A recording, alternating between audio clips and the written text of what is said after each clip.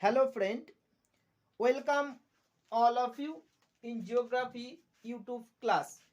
Friend, আমরা আগের ক্লাসে অধঃক্ষেপণের শ্রেণীবিভাগ এবং বিস্তারিত রূপ নিয়ে আলোচনা করেছিলাম।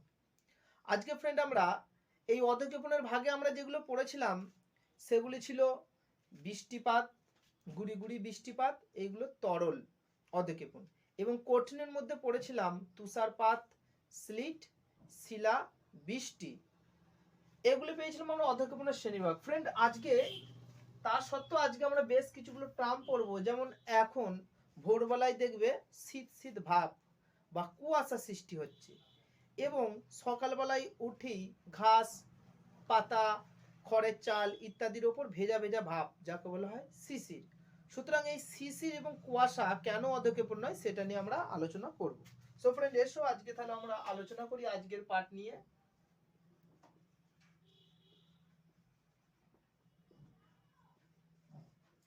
আজকের পাঠ হবে আমাদের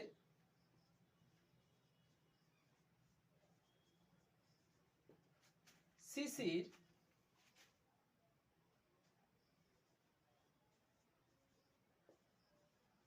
কুয়াশা, তার সাথে সমবর্ষণ রেখা,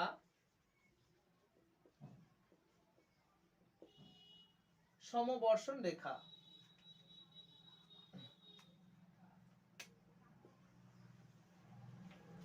সমবর্ষণ রেখা আজকে আমরা পড়ব শিশির সম্পর্কে। শিশির যাকে বলা হয় ডিউ। এই শিশির বা ডিউ জিনিসটা কি সেটা নিয়ে আমরা আলোচনা করব। শিশিরে ফার্স্ট নিয়ে আমরা যেটা আলোচনা করব, শিশির কি আগে আমরা মৌখিকভাবে বলে দিই। শিশির কি? অর্থাৎ শিশির হলো শীতকালে, বিশেষ করে হেমন্তকাল, শরৎকাল এবং শীতকালে ভোরবেলার দিকে, যদিও এটি স্টার্ট শুরু হয় দিনের বেলায়, ইভিনিং পিরিয়ড থেকে, সন্ধ্যে রাত থেকে পর থেকে, জলীয় বাষ্পপূর্ণ বায়ু যখন উপযুক্ত তাপমাত্রার অভাবে সেটি ঘনীভবন হয়ে বৃষ্টিপাত রূপে ঝরে পড়তে পারে না, ভূপৃষ্ঠের ওপর আশ্রয় করে জলবিন্দু রূপে বেঁচে থাকে, তখন তাকে বলা হয় শিশির। আমরা সেই সংজ্ঞাটা নিয়ে আলোচনা করব। সংজ্ঞা: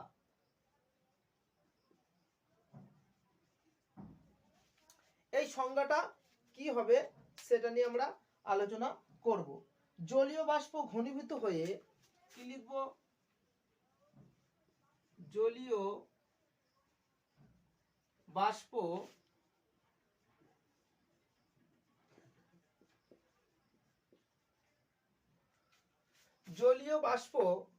বাষ্প ঘনীভূত হয়ে ভূপৃষ্ঠস্থ কোনো বস্তুর ওপর ভূপৃষ্ঠের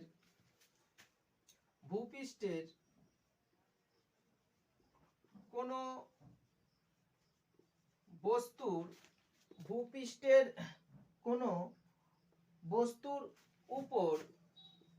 বস্তুর উপর মানে কি হবে? সেটি হতে পারে ঘাস, তৃণ, লতা, খড়ের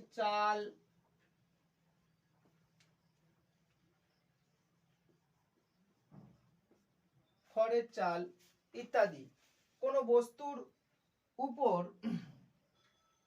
যে জলবিন্দু জমা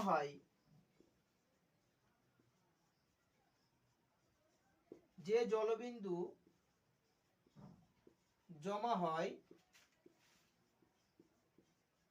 তাকে শিশির বলে।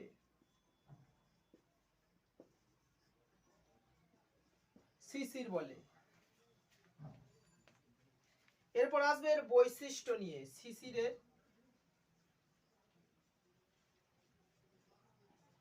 বৈশিষ্ট্য নিয়ে।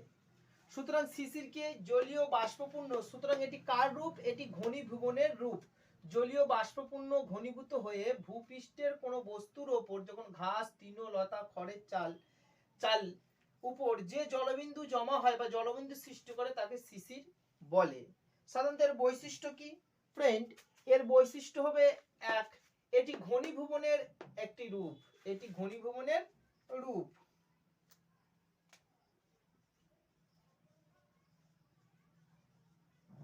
ঘনীভবনের রূপ। 2 নম্বর, তরল অবস্থায়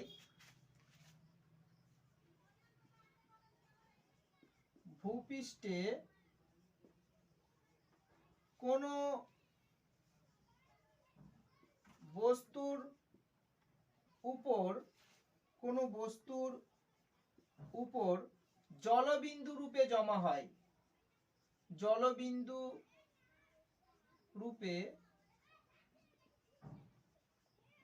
জমা হয়। ঘনীভবনের রূপ এটি। তরল অবস্থায় ভূপৃষ্ঠের কোনো বস্তুর ওপর জলবিন্দু রূপে জমা হয়। কোন কোন বস্তুর ওপর পতিত হয়, অর্থাৎ ফ্রেন্ড আমাদের এখানে লিখতে হবে কোন কোন বস্তুর ওপর পতিত হয়। ঘাস, তৃণ, লতা পাতার এইগুলোর ওপর জমা হয়, এটি ঘনীভবনের রূপ। এই একটা হয়ে গেল। ভূপৃষ্ঠে কোনো বস্তুর ওপর জমা হয়, এটি 2 নম্বর গেল। এরপর কি হবে, 3 নম্বর হলো সাধারণত কখন এটি সৃষ্টি হয়, শরৎ, হেমন্ত ও শীত ঋতুতে। শরৎ, হেমন্ত ও শীত ঋতুতে।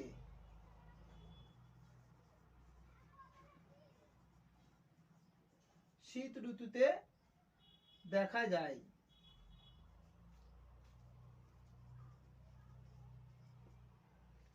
এরপর ফ্রেন্ড আসবে উৎপত্তি।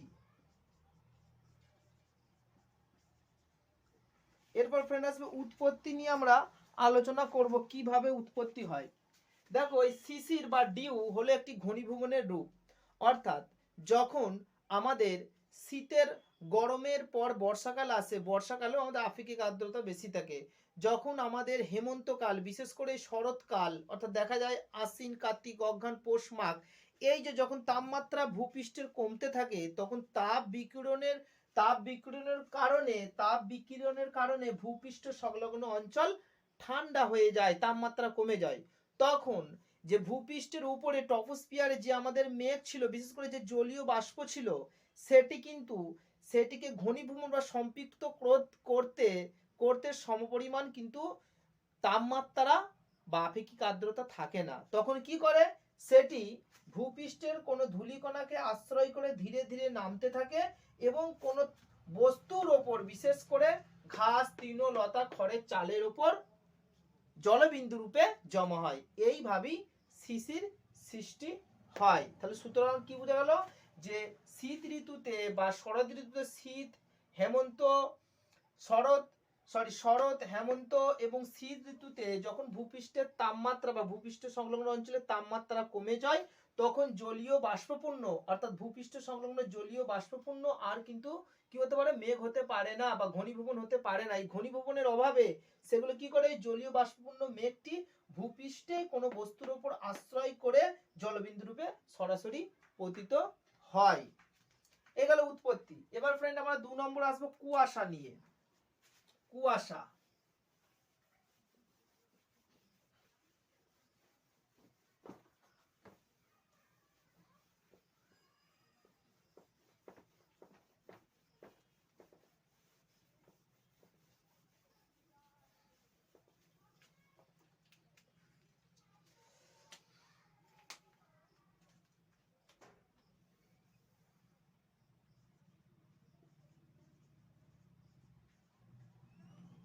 কুয়াশা যাকে বলা হয় ফগ।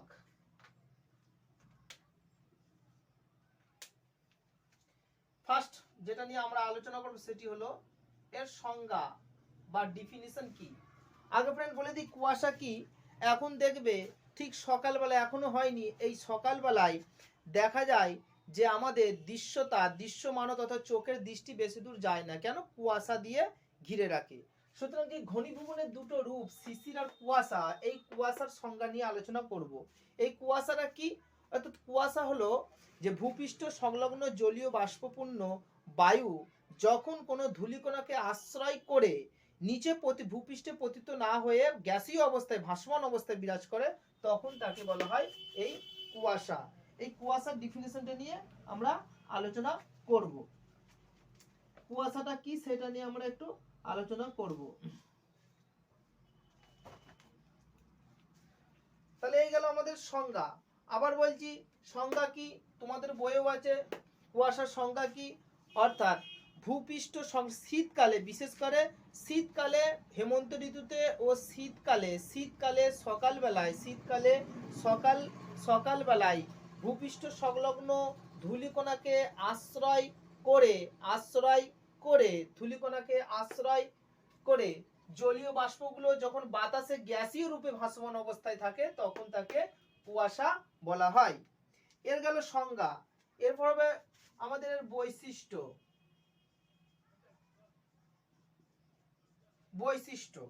এর বৈশিষ্ট্যগুলো কি হতে পারে?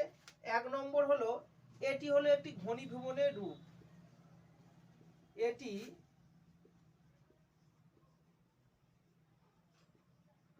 ঘনীভবনের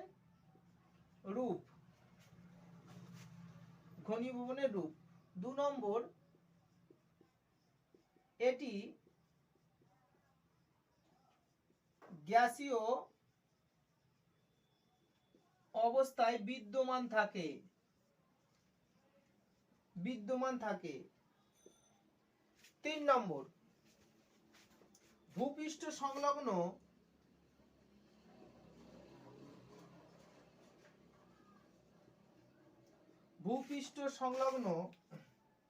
ধূলিকণাকে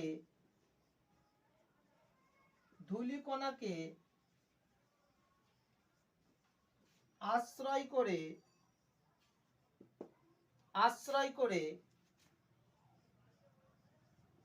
জলীয় বাষ্প ভাসতে থাকে।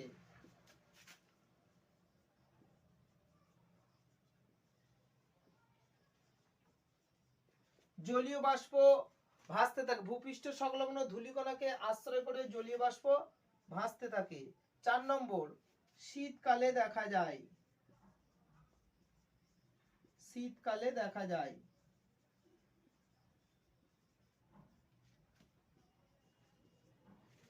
দৃশ্যমানতা কম হয়,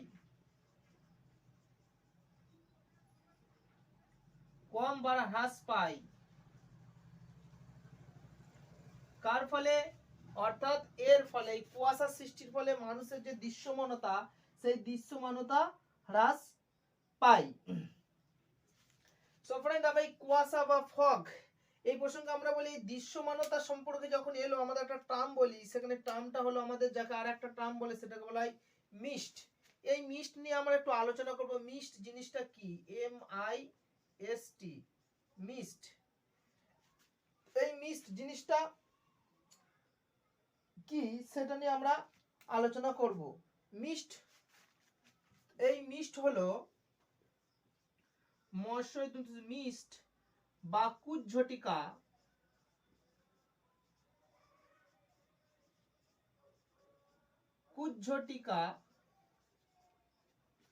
এই কুজ্ঝটিকা মিস্ট বা কুজ্ঝটিকা কি?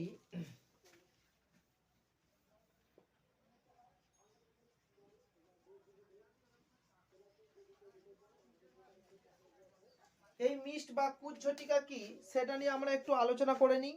মিস্ট বা কুজ্ঝটিকা নিয়ে, অর্থাৎ দৃশ্যমানতা যদি 1-এর কম হয়, দৃশ্যমানতা যদি 1-এর বেশি হয়, হালকা কুয়াশা, অপেক্ষাকৃত হালকা কুয়াশা,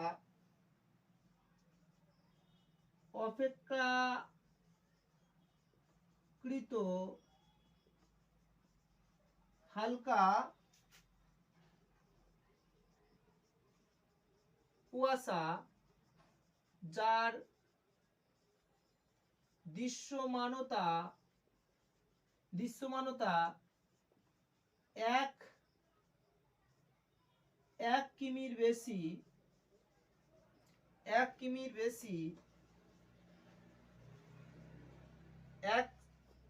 বেশি তাকে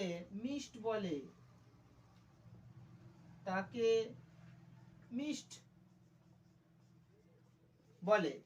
দেখো এই মিস্ট কি, মিস্টের সংজ্ঞাটা আমি লিখে দিলাম, মিস্ট কাকে বলে মিস্টের সংজ্ঞাটা লিখে দিলাম। আবার একবার বলে দিচ্ছি, অপেক্ষাকৃত হালকা কুয়াশা যার দর্শন শক্তি বা দর্শন বা দৃশ্যমানতা 1 কিমির বেশি তাকে কুজ্ঝটিকা বা মিস্ট বলে। আবার একবার বলছি, মিস্ট বা কুজ্ঝটিকা কি, অপেক্ষাকৃত হালকা কুয়াশা যার দৃশ্যমানতা 1 কিমির বেশি তাকে মিস্ট বলে। আর 1-এর কম হলে সেটি হলো কুয়াশা। দৃশ্যমানতা 1-এর কম হলে, এখানে লিখে দিই, দৃশ্যমানতা 1-এর কম হলে, দৃশ্যমানতা 1-এর কম হলো এই কুয়াশা। দৃশ্যমানতা 1-এর যদি কম হয় সেটি হলো কুয়াশা। অর্থাৎ আমরা ভূপৃষ্ঠ যদি 1 কিমির কম দেখতে পাই, চোখে দেখা 1000 মিটার যদি কম দেখতে পাই সেটা হলো কুয়াশা। আর যদি এর বেশি অঞ্চল দেখতে পাই, যে আমরা পরিষ্কার অর্থাৎ হালকা কুয়াশাটাকে বলা হয় কুজ্ঝটিকা বা মিস্ট। এবার ফ্রেন্ড আমরা আসবো এর উৎপত্তি নিয়ে আলোচনা করব।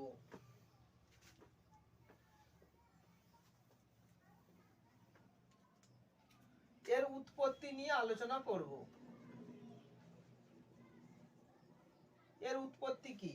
অর্থাৎ হেমন্তের শুরুতে এবং শীতকালে, বিশেষত শীতকালে পৃথিবীর ভূপৃষ্ঠ সংলগ্ন তাপমাত্রা কমে যায় এবং দ্রুত তাপ বিকিরণের ফলে বাতাসে কিন্তু কি পরিমাণ, যে আপেক্ষিক আর্দ্রতার পরিমাণও কমে যায় এবং যে পরিমাণ জলীয় বাষ্পপূর্ণ ভূপৃষ্ঠ সংলগ্ন অঞ্চলে থাকে সেটি ঘনীভবনের রূপ নিতে পারে না। তারা কি করে, তারা কিন্তু অধঃক্ষেপণ রূপে পৃথিবীতে পতিত হতে পারে না।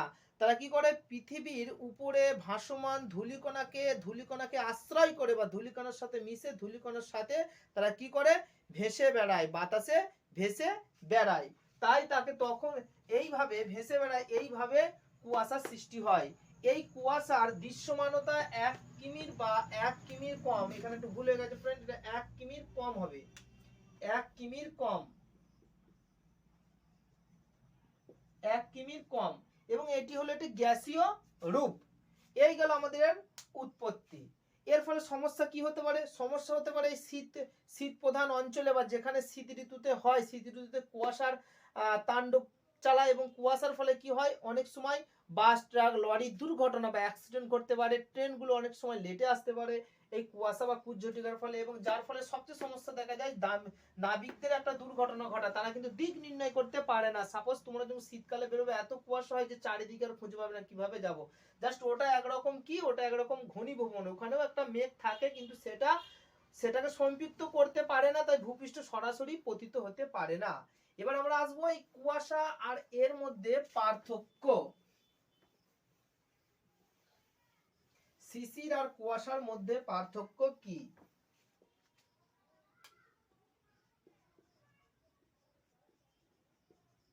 শিশির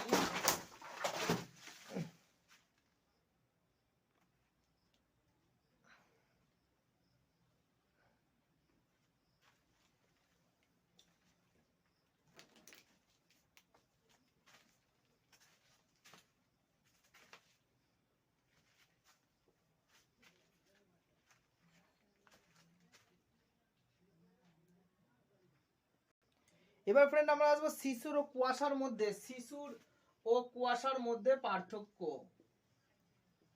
কুয়াশার মধ্যে পার্থক্য।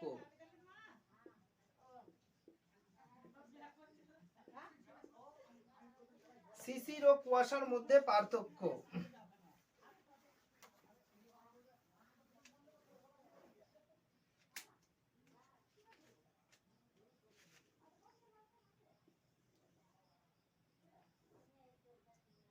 পার্থক্যের বিষয়,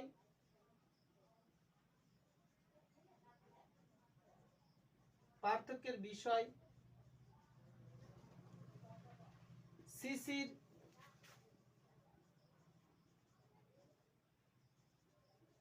শিশির এবং কুয়াশা, পার্থক্যের বিষয় শিশির এবং কুয়াশা। ফার্স্ট যেটা নিয়ে আমরা আলোচনা করব সেটি হলো এর অবস্থান। অবস্থান, এর অবস্থান নিয়ে আলোচনা করব। ফ্রেন্ড, এই অবস্থানটা কি হতে পারে সেটা নিয়ে আমরা আলোচনা করব। অবস্থান কি, অর্থাৎ ভূপৃষ্ঠ সংলগ্ন ঘাস, তৃণ, লতা, পাতা, খড়ের চাল ইত্যাদির উপর পতিত হয়ে বা জলবিন্দু রূপে পতিত হয়। আর এর অবস্থান কোথায় দেখা যায়? ধূলিকণাকে, ভূপৃষ্ঠ সংলগ্ন ধূলিকণাকে আশ্রয় করে এদের সাথে অবস্থান করে, ধূলিকণাকে আশ্রয় করে অবস্থান করে। এবার আসবে প্রকৃতি নিয়ে আলোচনা করব।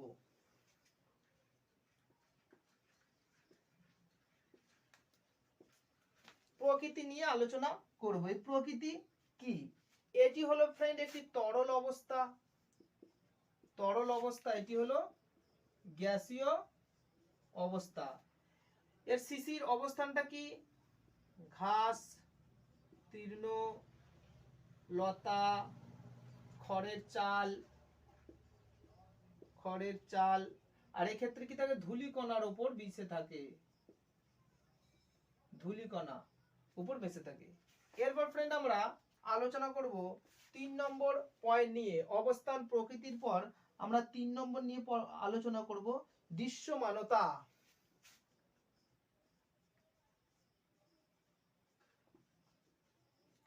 দেখো এখানে দিয়েছি দৃশ্যমানতা। দৃশ্যমানতা কি? এই দৃশ্যমানতার কোনো সমস্যার সৃষ্টি হয় না, সমস্যার সৃষ্টি হয় না, সৃষ্টি হয় না। এর কি হয়? সমস্যার সৃষ্টি হয়,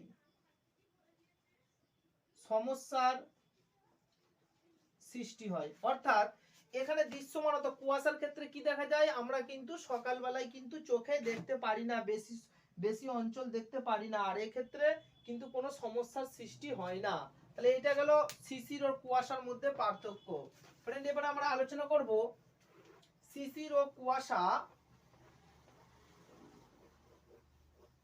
অধঃক্ষেপণ নয় কেন? শিশির ও কুয়াশা অধঃক্ষেপণ নয় কেন?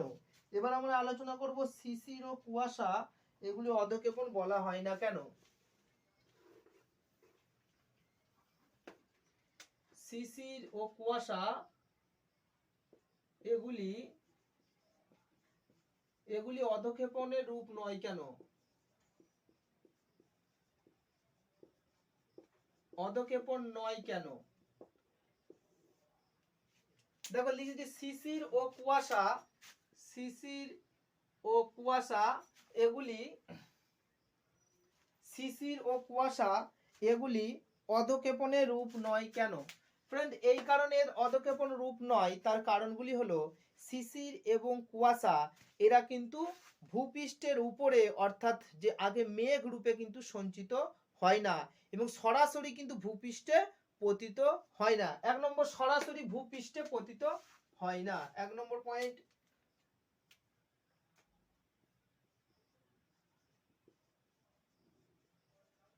সরাসরি ভূপৃষ্ঠে পতিত হয় না, সরাসরি ভূপৃষ্ঠে পতিত হয় না। 2 নম্বর কি করতে পারে?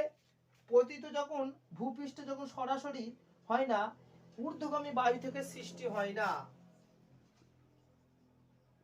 ঊর্ধ্বগামী বায়ু থেকে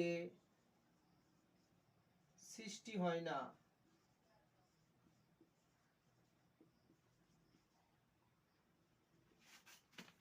ঊর্ধ্বগামী বায়ু থেকে সৃষ্টি হয় না। আর সরাসরি ভূপৃষ্ঠে পতিত হয় না মানে অভিকর্ষের টানে এরা পতিত হয় না। তাহলে ফ্রেন্ড এখানে কি জানা গেল? 1 নম্বর, সরাসরি ভূপৃষ্ঠে পতিত হয় না। অর্থাৎ আমরা জানি এই শিশির এবং কুয়াশা ঘনীভবনের রূপ, শিশির তুহিন কুয়াশা ঘনীভবনের রূপ। অর্থাৎ ভূপৃষ্ঠ সংলগ্ন তাপমাত্রা পর্যাপ্ত পরিমাণে থাকে না বলে, অর্থাৎ তাপ বিকিরণের ফলে ভূপৃষ্ঠ শীতল হয়ে পড়ে। তখন কি করে? যে ভূপৃষ্ঠে সরাসরি পতিত না হয়ে ভূপৃষ্ঠ সংলগ্ন অঞ্চলে, ভূপৃষ্ঠ সংলগ্ন কোনো বস্তুকে আশ্রয় করে পতিত হয়। কেমন কি হয়? যেমন এইগুলো কুয়াশা, শিশির কিসে পতিত হয়? ঘাস, তৃণ, লতা, পাতা ইত্যাদি। কুয়াশা কিসে পতিত হয়? ধূলিকণাকে আশ্রয় করে ভাসতে থাকে। আর এগুলো কি ঊর্ধ্বগামী বায়ু থেকে সৃষ্টি হয় না। অর্থাৎ ঊর্ধ্বগামী বায়ু কি? অর্থাৎ এইগুলি যে ঊর্ধ্বগামী অর্থাৎ যে মেঘ হবে, প্রথম কি হবে, বাষ্পীভবন হবে, বাষ্পীভবন হওয়ার পর সেখানে জলীয় বাষ্প হবে, জলীয় বাষ্প হওয়ার পর সেখানে মেঘ হবে, মেঘের পর ঘনীভবন হবে, এর ফলে সৃষ্টি হয় না, এগুলো ঊর্ধ্বগামী বায়ু থেকে সৃষ্টি হয় না, তাই এগুলো শিশির ও কুয়াশা তুহিন, এগুলো অধঃক্ষেপণের রূপ নয়। এবার ফ্রেন্ড আমরা যেটা নিয়ে আলোচনা করব সেটি হলো সমবর্ষণ রেখা। সমবর্ষণ রেখা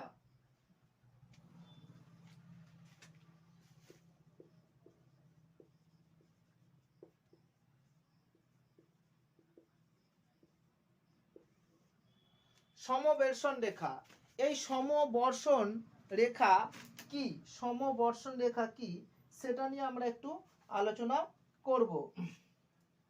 যাকে বলা হয় আইসোহেড,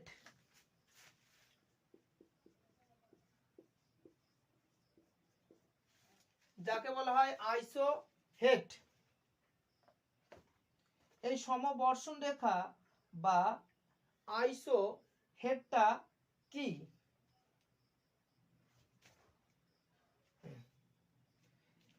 দেখো এখানে একটু কথা আছে, একে দুটো ভাগে ভাগ করা যেতে পারে। এক হলো সম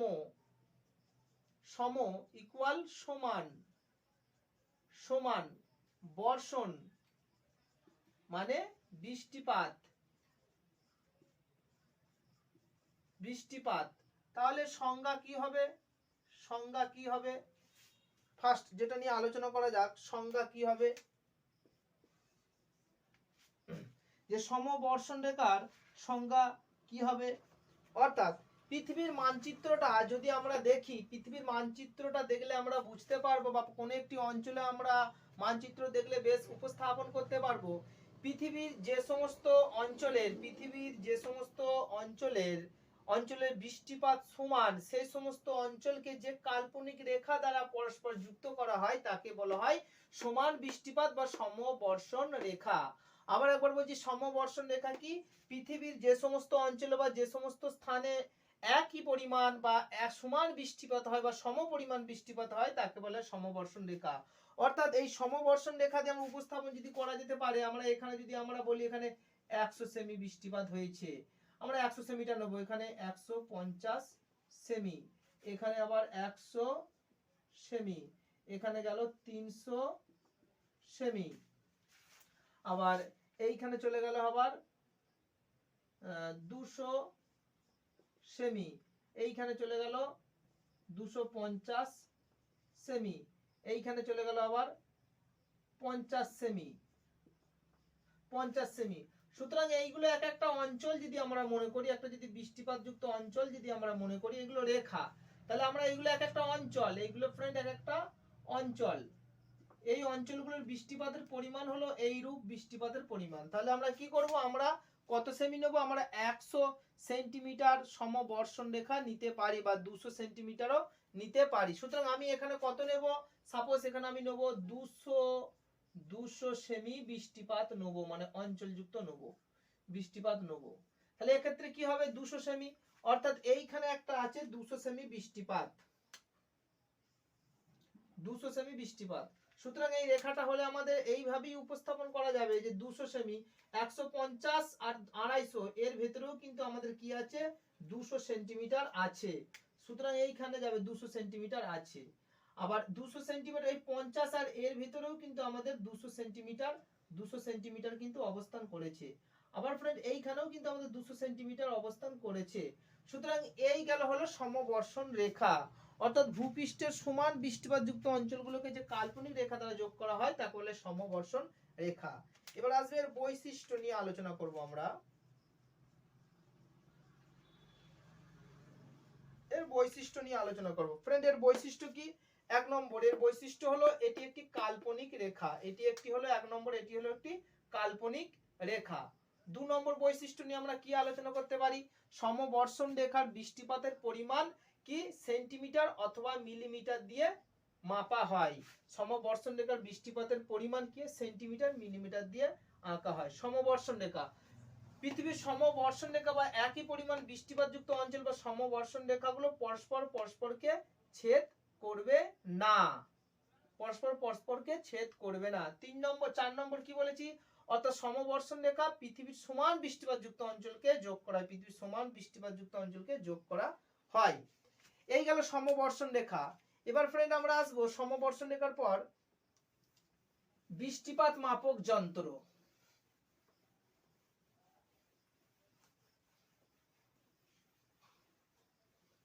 বৃষ্টিপাত মাপক যন্ত্র।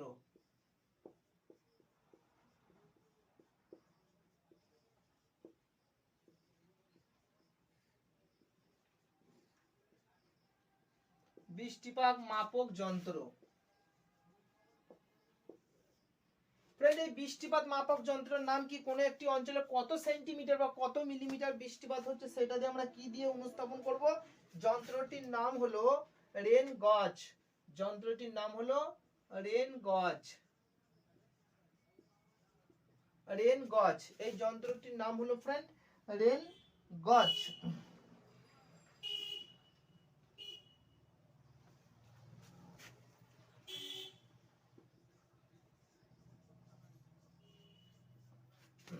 দেখো ফ্রেন্ড দেখে দিলাম যে বৃষ্টিপাত মাপক যন্ত্রটার নাম কি? বৃষ্টিপাত মাপক যন্ত্রটার নাম হলো রেন গজ। RANGAUGE GA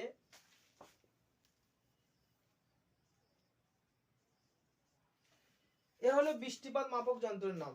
ফ্রেন্ড এর মাধ্যমে আমাদের এই টপিকটা শেষ হলো। এবার আমরা প্রশ্ন উত্তর পর্ব নিয়ে আলোচনা করব।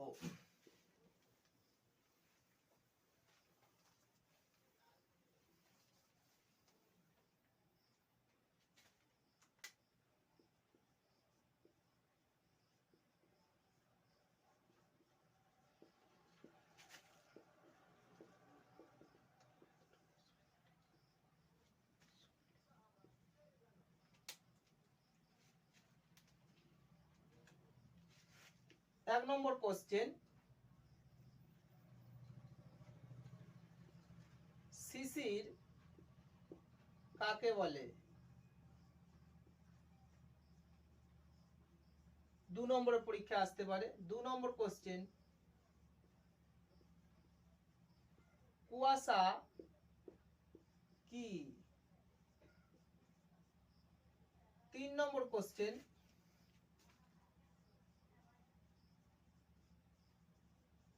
শিশির ও কুয়াশা, শিশির ও কুয়াশা, শিশির ও কুয়াশা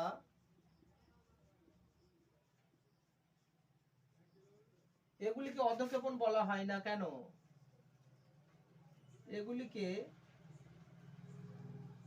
অধঃক্ষেপণ বলা হয় না কেন?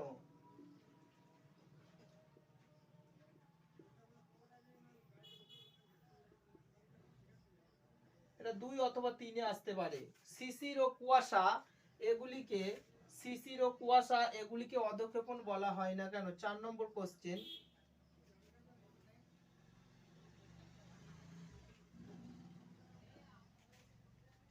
শিশির ও কুয়াশার রূপ কি রকম? কুয়াশার সৃষ্টির প্রক্রিয়া লেখো। সৃষ্টির প্রক্রিয়া লেখো বা কিভাবে উৎপত্তি হয়, এটি 3 নম্বরে আসতে পারে। শিশির ও কুয়াশার সৃষ্টির প্রক্রিয়া লেখো। 5 নম্বর কোশ্চেন, শিশির ও কুয়াশার পার্থক্য লেখো। শিশির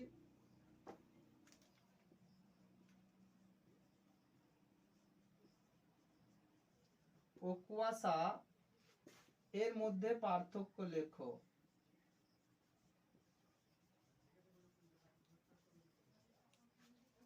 শিশির ও কুয়াশা এর মধ্যে পার্থক্য লেখো। 3 নম্বর কোশ্চেন, শিশির ও কুয়াশার মধ্যে পার্থক্য লেখো। নেক্সট কোশ্চেন,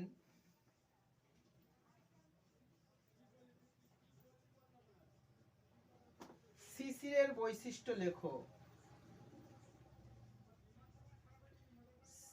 শিশিরের বৈশিষ্ট্য লেখো।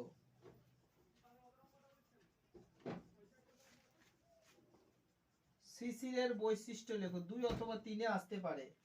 7 নম্বর কোশ্চেন, কুয়াশার বৈশিষ্ট্য লেখো। কুয়াশার বৈশিষ্ট্য লেখো। 2 অথবা 3। 8 নম্বর কোশ্চেন, 8 নম্বর কোশ্চেন, মিস্ট বা কুজ্ঝটিকা, মিস্ট বা কুজ্ঝটিকা যাকে বলা হয় MIST, মিস্ট,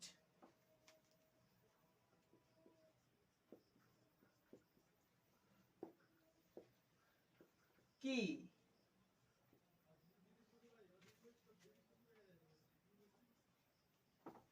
9 নম্বর কোশ্চেন, 9 নম্বর কোশ্চেন, বৃষ্টিপাত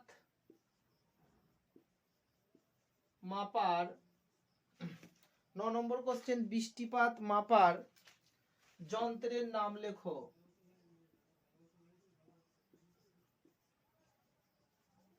বৃষ্টিপাত মাপার যন্ত্রের নাম লেখো। 10 নম্বর কোশ্চেন, সমবর্ষণ রেখা কাকে বলে? সমবর্ষণ রেখা কি? এর বৈশিষ্ট্য লেখো।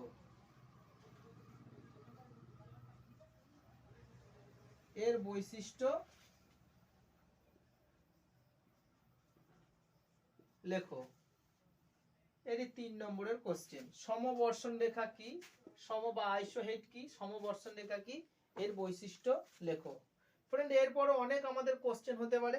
যেমন কোশ্চেন হতে পারে কি, যে মিস্ট বা কুজ্ঝটিকার কুয়াশার যখন দৃশ্যমানতা 1-এর কম হবে তখন তাকে কি বলা হয়? মিস্ট বলা হয়। বা ঘুরিয়ে আসতে পারে যে নিম্নলিখিত কোনটি একটি অধঃক্ষেপণের রূপ নয়, এরকম ধরনের কোশ্চেন এমসিকিউ আসতে পারে। সুতরাং ফ্রেন্ড, এইগুলো তোমাদের আমি 10টা কোশ্চেন দিলাম। এর মাধ্যমে তোমাদের এই অধ্যায়টি শেষ হয়ে গেল। তোমরা এগুলো সব খাতায় যথারীতি করে নেবে। সবাই সুস্থ থাকবে, ভালো থাকবে। ধন্যবাদ।